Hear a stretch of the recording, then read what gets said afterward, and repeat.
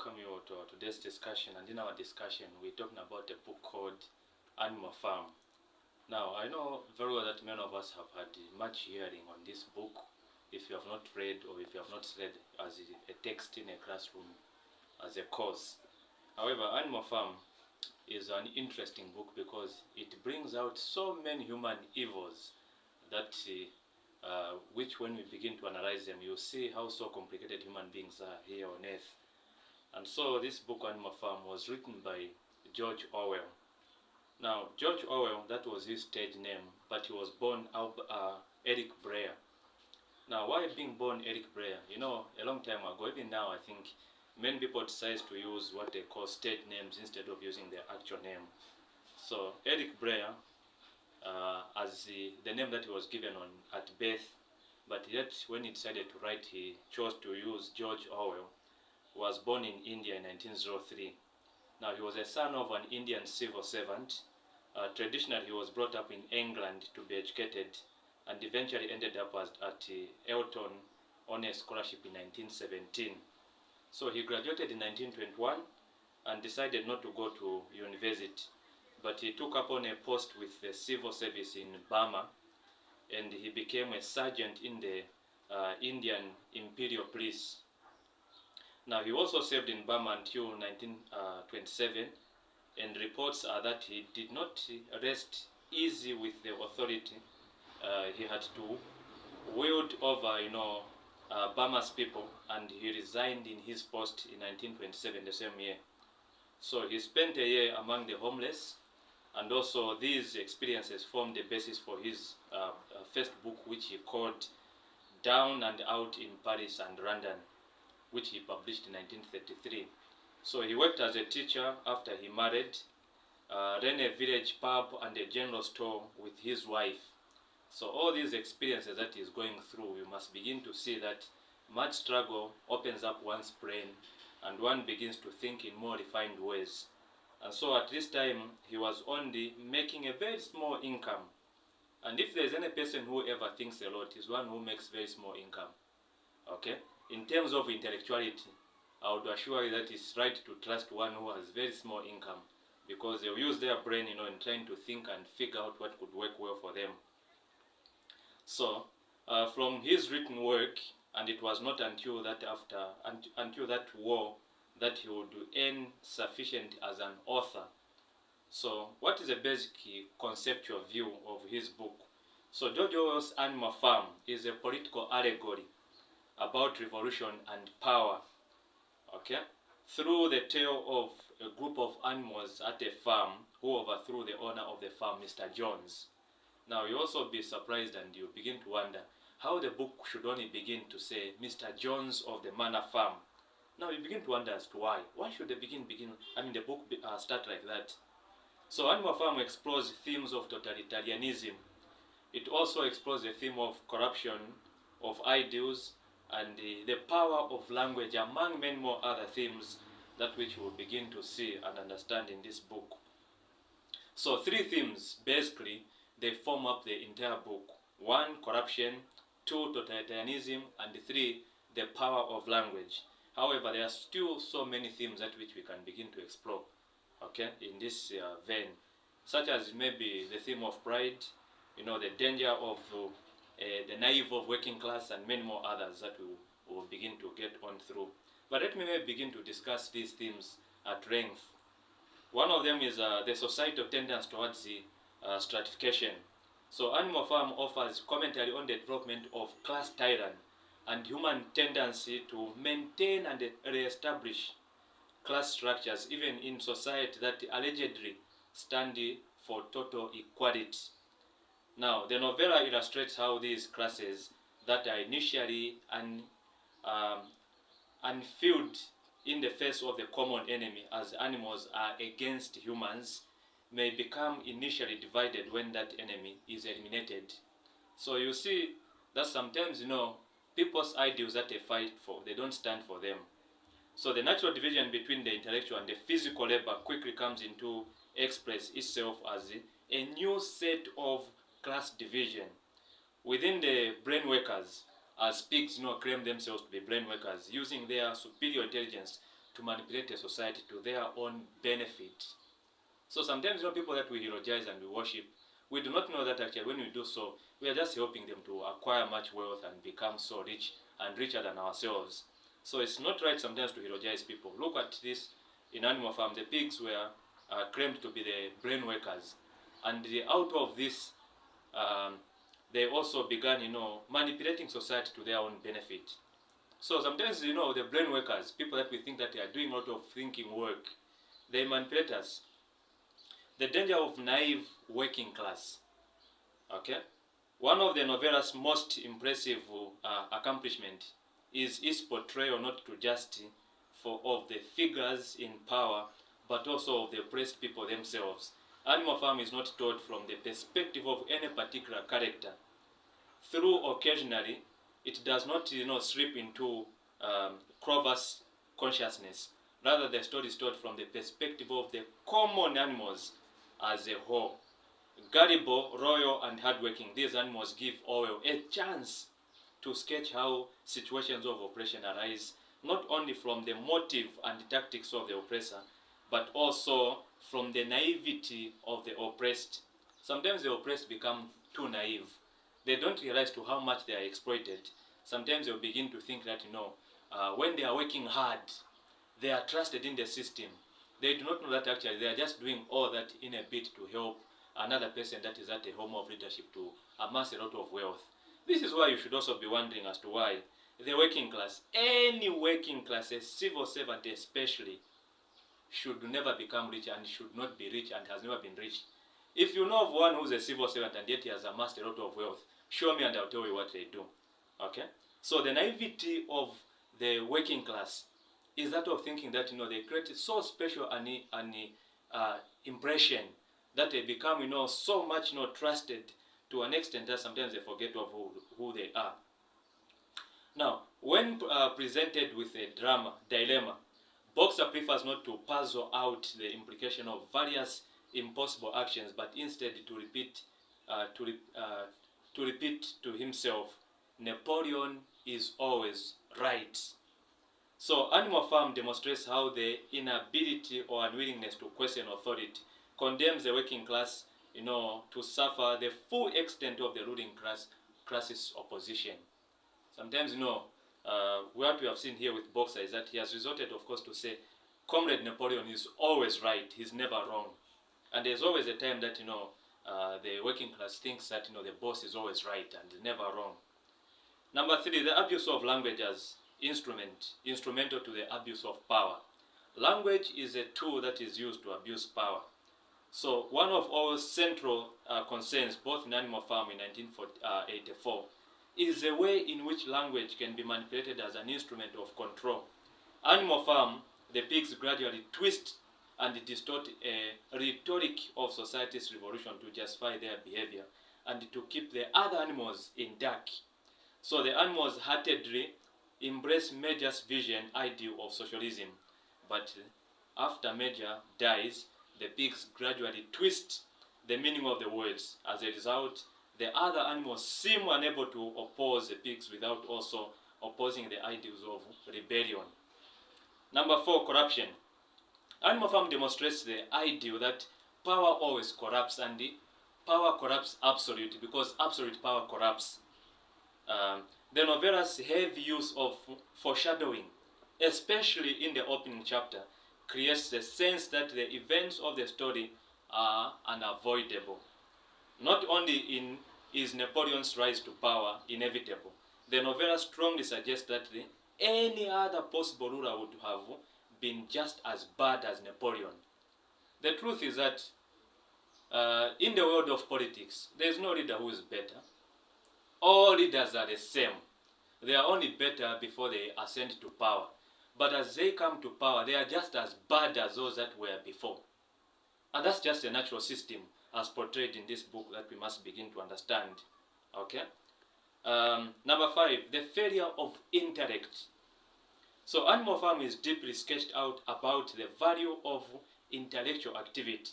The pigs are identified as the most intelligent animals, but their intelligence rarely produces anything of value.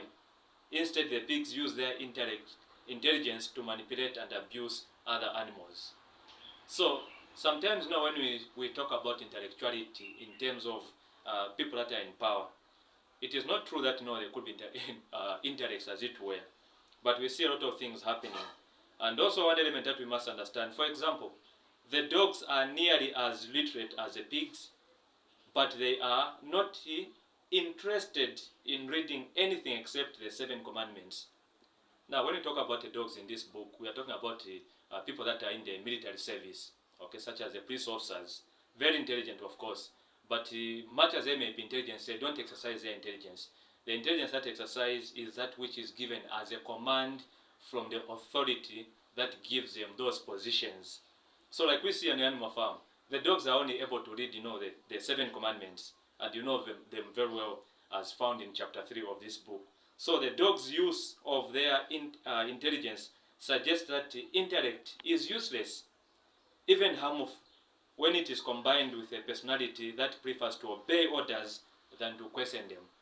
Like I've put it forth, the portrayal in this book is that the dogs are a representation of the police officers, and we know so well that the police system is specifically meant to protect the authority, to enforce the orders as given by the authority. The 6th one, of course, that we may talk about is the exploitation of animals by humans, as well as being an allegory of the ways humans exploit and oppress one another. Animal Farm also makes a more literal argument. Human exploits and oppress animals. While the animals' rebellion is mostly comic in tone, it ends as a serious and touching, honestly, a touching note. When the animals wiped out the last traces of John's hatred, Rain, we still see that even then they still go back to the same people at which they thought, or when they remained themselves, they thought they would make a cream out of themselves. But we see that, the human tendency still gets back to them by others who have also occupied the farm and the position. So, number 7, political allegory. Orwell's frames his story as a political allegory. Every character represents a figure from the Russian Revolution, Mr. Jones especially. The original human owner of the farm represents the ineffective and the incompetent Caesar Nicholas II. The pigs represents the key members of Bolshevik leadership. Napoleon represents Joseph Stalin. Snowball represents Leon Trotsky. And Squealer represents Vyacheslav Morotonov. So other animals represents a working class Russian, initially passionate about revolution and eventually manipulated into supporting a regime that was just incompetent and arguably more brutal than the previous one. So I also take a basic understanding of these characters in our context in Zambia so that we appreciate this book, Animal Farm. The last one, the 8th one of the theme, is that of totalitarianism. Now, Orwell argues that any revolution leads to a small conspiratorial group that can only degenerate into oppression and tyranny.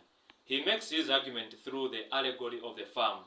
The revolution began with firm principles of equality and justice, and initially the results were positive. As the animals get to labor for their own direct benefit, however, Orwell demonstrates revolutionary leaders can become a corrupt and incompetent as a government they overthrew. So any small group that which begins a revolutionary, you should know that actually the main reason why it may be fighting for a revolution is not necessarily in the best interest of everyone. It's in the best interest of themselves. Have you not wondered why many a group will start very well, but yet the end will be as disastrous, even worse than what the previous regime was? So the pigs adopt the human ways. They once fiercely opposed drinking whiskey, sleeping in the beds, and they make business deals with the farmers that benefit them alone.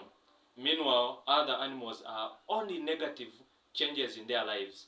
They continue to support Napoleon and work harder than ever despite the decline in quality of living. Eventually, the promises of heated stores and electric light, what they have been working for all along, became fantasy. Now, Animal Farm suggests that totalitarianism and hypocrisy are endemic to human condition. Without education and the true empowerment of the lower classes, Orwell argues society will always be the default to tyranny. Now, corruption ideals as one of the themes also. Pigs' descent into corruption, okay, is a key element of the novel. The pigs themselves, that which call themselves the intellects, okay, they have now degenerated into corrupt individuals, okay, and we can see how so special they have allotted themselves against the principles of society. They have become, known as the best persons ever, okay, and this is how we know this is declining and gradually going into what is major corruption. And I should be dealing with the last aspect. The last aspect is that of power of language. Now, when you read Animal Farm, this book explores how propaganda can be used to control people. From the start of the novel, Orwell depicts the animals being manipulated by the common propaganda techniques, including songs, slogans, ever-changing information, singing. For example, when you talk about singing, the Beast of England evokes an emotional response that reinforces the animals' loyalty, and both, animalism and the pigs. For example, in Zambia, let's get to Zambia. One Zambia, one nation. That's also one of the slogans that which evokes emotionalism into us and begins to make us think that we are all together and we are one. Okay? Changing of slogans. We have seen, in many times when we are going towards elections, or even before the elections, that we talk about, these things. For example, we can talk about PF, Pagwato, and Pamaka. Those symbols that we flash, the political regalia and paraphernalia. All those, they invoke emotionalism, and sometimes, making us thinking that we are making progress when we are not. So the adoption of slogans like Napoleon is always right, or 4 legs good, 2 legs bad, demonstrates the unfamiliarity with the complex philosophical and political concepts underlining the revolution. In many times when we say all those things, okay, Zambia forward, okay, when you one Zambia, one nation, when we talk about unipi mulilo waikatako wapya, we don't understand those political philosophies. Oftentimes we just say them because we are human beings and we live like that. When we talk about the constitution, okay, how many of us understand the constitution itself in its totality? We do not even understand it. We are just driven, by emotionalism when we are told it's a people-driven constitution. I'm now at least 38 years that I've lived here on earth, but I can easily testify before you that I've never been consulted in any way in the process of making the constitution, and yet the constitution reads, "We the people of Zambia." Okay, I'm trying to contextualize the scenarios. I'm not talking about a revolution. No, I'm simply trying to basically talk about what this book is bringing forth before you and me. So the constant iteration of the 7 commandments. Now, when you look at the Animal Farm, the 7 commandments that I talked about here are or would be equated to the constitution. The pigs who serve as leaders of the farm are the only animals with a strong command of language. Snowball is eloquent speaker who composes the philosophy of animalism, and Nwendo's his fellow beast with the powers of oratory. Squealer is adept at lying and spinning stories in maintaining control. All politicians, they use the power of the language to maintain their powers or to control the majority. There are only few people that understand. For example, let me give you this example. How many common people or the working class have the ability to control the means of livelihood or the means of production? There are very few, if at all. A civil servant is not actually allowed to own a company or to run a company while we are employed. But you understand that politicians are the ones that are managing all these institutions and big companies that which we see. And yet, if you ask a question, who is working hard at the grassroots? It's a civil servant or the working class. Okay, George Orwell also uses symbolism. He uses symbolism in his book as an allegorical novel. Animal Farm is a rifle with the symbolism. There are a lot of symbols that have been used here. For example, many of the characters that have been portrayed here are a specific representation of certain individuals that which held power in Russia. Okay? And also this which can be trickled down even to many more other countries and places like ours. Now, always choice about which objects, events, and concepts to highlight are not driven by plot as a narrative fiction. Instead, his choices are carefully calibrated to evoke a desired response from the reader. For example, whiskey, as used in the book, it represents corruption. When animalism is formed or founded, one of the commandments is no animal shall drink alcohol. But yet slowly we see that animals begins to drink alcohol, and of course, they have changed the commandment to mean no animal shall drink alcohol to excess.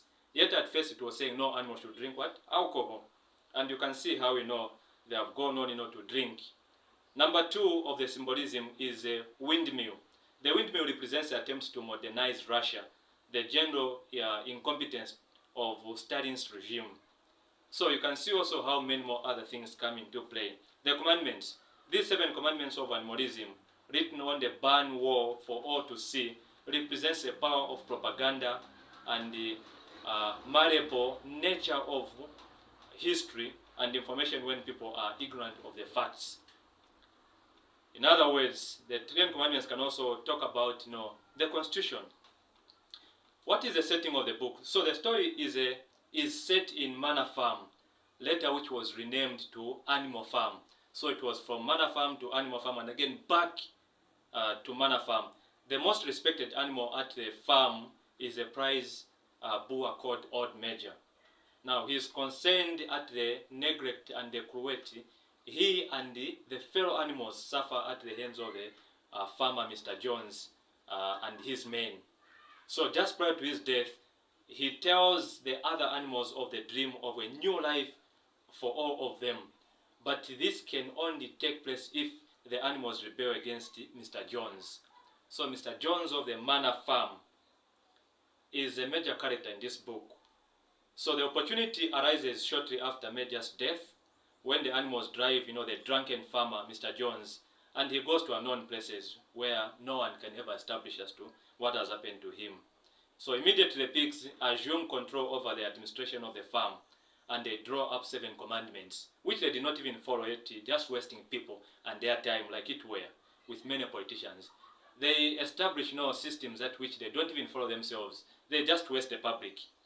Let's look at the characters that are found in this book, Animal Farm. One of the characters that you find is Napoleon. Napoleon, of course, who is a tyrant of Animal Farm, which obtains, through his ruthless and cunning character. As the story develops, he becomes more distant from the rest of the animals. Like his namesake, Napoleon Bonaparte, he is a chief revolutionary in the animals' overthrow of Mr. Jones of the Manor Farm.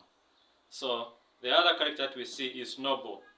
Of all the pigs, Snowball is the most articulate and innovative. He can visualize Old Major's dream and he does all his power to make it a reality. So Snowball, the young boar, is an intellect. He is very articulate. He knows how to speak and he is innovative. Okay? Like many more other people who helps politicians to visualize their dreams. We can also talk about Squealer. That's the other character that we find. Squealer, who is a pig. Okay? Now, Squealer becomes Napoleon's right-hand pig. He too has strong powers of communication and is used to twist the doctrines of Old Major. One might describe him as a propagandist of animal society, promoting Napoleon's ideals. But like Napoleon, he too is a hypocrite altogether. Okay? His eyes and ears of he is the eyes and the ears of Napoleon, and keeps him informed regarding all the dissent among the animals. We can also talk about Old Major. Okay, he's the oldest animal at a farm, and would have become the natural leader in the newer order. He sows the seeds of revolution, but he does not see this come into fruition. He is the only pig who truly cares for all animals at the farm, and thus represented by them all. But yet we do not see him become a leader. Anyway, that's how we know life is. The other character, the 5th character, is Boxer, a cart horse. So Boxer is kind, he's hardworking, is a hardworking horse of intense strength and contributes greatly to the initial success of animal farm. What he lacks is intelligence. Many people who are hard workers, many people who are diligent workers in the systems, they lack intelligence. But yet if given an opportunity to become leaders, they would be the best leaders. But one element that you find is that people that work hard, they don't even have an opportunity to get anywhere closer to leadership or to the corridors of power. The sixth character that we can talk about is Clover. Okay, he's a hard worker for the community, and Orwell takes pins or pens to supply the reader with the detailed character analysis. Now, she is protective of her foils and displays kindness to all the animals, but in particular to Boxer. So like Boxer, she represents a true working class of the community. She perhaps understands the ideals of animalism better than Boxer, and she remains loyal to these doctrines with the hope that the old Major's dream will eventually be fulfilled. She realizes that the pigs are being manipulative but lacks the courage to oppose them. That's life. Okay? There are people who know and who understand better some of these things, leadership structures, civil service, and who have worked very hard and thinks that one day things will change, but have wasted their time in harboring such thoughts that ever a day will come when things will change. The seventh character that we can talk about is Benjamin. Benjamin, who is a donkey. Okay?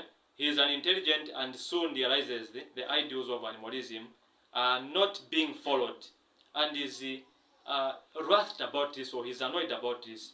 So he's wrote with Box and Clover, but he recognizes that the pigs are no better than the humans. His views are not considered by other animals during the initial success of Animal Farm, but but eventually he is proved right. We can talk about Mori. Okay, Mori was more of a pet for the farmer and has reservations about the new order, and contributes little to the working of animals at the farm. Revolution results in the loss of privileges she enjoyed under former Jones regime. Okay, so since she was just a petty at the farm, when Mr. Jones lost the power and he ran away, she has just now remained a destitute because she can no longer enjoy now the privileges that she enjoyed under Mr. Jones. We also see this with politicians, many of them that are around the corridors of power. When those when the president has left office, how desperate they become. They remain destitute. So just like Mori. We also see Moses. Moses is a highly religious bird. Moses tells animal stories about the life hereafter on Sugarcane Mountain. Now you know that every regime will align itself with certain religious circles or certain alleged pastors or men of God, who of course will be there to soothe the hearts of men when they are in great anger and pain about all things around them. Okay? And so that they begin telling them about how so sweet heaven is, even when themselves are enjoying here on earth. And they ask others not to keep their cool and know that the kingdom is coming where they will go and enjoy. The 10th character that we can talk about is the dogs. Dogs are closely linked to pigs. Some being reared by Napoleon from puppies, they quickly change their loyalty from former Farmer Jones to Napoleon. They enjoy the privileged positions alongside the pigs solely due to the fact that they are the police force of the animal society. So we can see here that the dogs represents the police officers, okay, in their rank, and their majestic authority that they have, that when they are given orders, they carry them without anyone, of course, to deter them. And this is how, some of them will be reared, by the same people who hold the means of production, so that when they are sent to power, they have that authority. This is why you would always be surprised why the priests police service has never changed. Okay? It just migrates with the authority that is there at that current time. And because of the privileges that they are given and the positions that they hold in society, they will continue to enjoy this life, and the life will be like that. The 11th character of animals is what we may talk about as a sheep. Okay? The sheep represents the most stupid elements of the human society. Okay? they have the most difficult, they are the most difficult in understanding the aims and the revolution and learning to become literate. They abbreviate the 7 commandments to one slogan: 4 legs good and 2 legs bad. You have known that the majority uneducated people, the marketeers, and many more other relatively known as illiterate people in the community, sometimes may be the most stupid because they don't understand certain issues or elements of life. They will just begin supporting, as long as they are given a few things around a bag of meal, a sack of rice and all that. To them, that would be the ultimate thing. As long as they are promised a small things here and there, they can't question, other things in their relevance. The pigs, of course, which we have talked about, this is a group of animals that is considered to be capable and intelligent, which have gone on to manipulate, the public, and of course have gone on, to advise, on how people should follow the commands. We may talk also of the hens. These are the only animals to put up any resistance to Napoleon. They remember one of the old major's initial ideals, that hens' eggs should not be taken. At this inhuman, Napoleon instructs that this is to continue. They rebel by smashing their eggs. They are cruelly opposed by Napoleon. So these are the only characters that seems to oppose, some of these bad habits.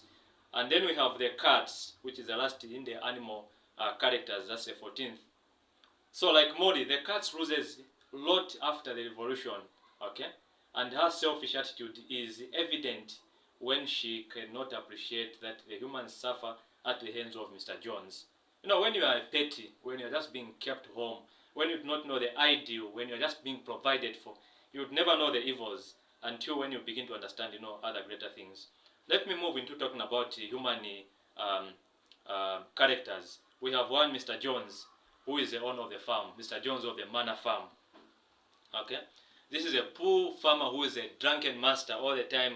He's just cut rubbish and he can't, think of how to feed the animals. He's always rationing, the meals, and he's not so careful about the welfare of the animals. All what he excites him is to exploit the masses and become, to enrich himself, and he forgets of other important elements. We can talk about Mr. Pilkington. He is a neighboring farmer who is also neglectful of his stock, spending most of his time hunting and fishing. Okay? The last in the human character is the Frederick. So in contrast to Jones and the Pilkington, Frederick runs an effective farm, realizing that you get more out of your farm if you put more effort to it. So he is, however, a shrewd individual, and his dealings with Napoleon is shown to adapt businessman, successful tracking, and all that in the context of Animal Farm. So basically what we are talking about is that Animal Farm is a powerfully packed book that cannot be exhausted in just one single gathering to talk about many of the things that which are being brought out in this book. And so at this point, maybe I may decide to end here so that we begin to reflect and know how much is contained in this book. Thank you so much.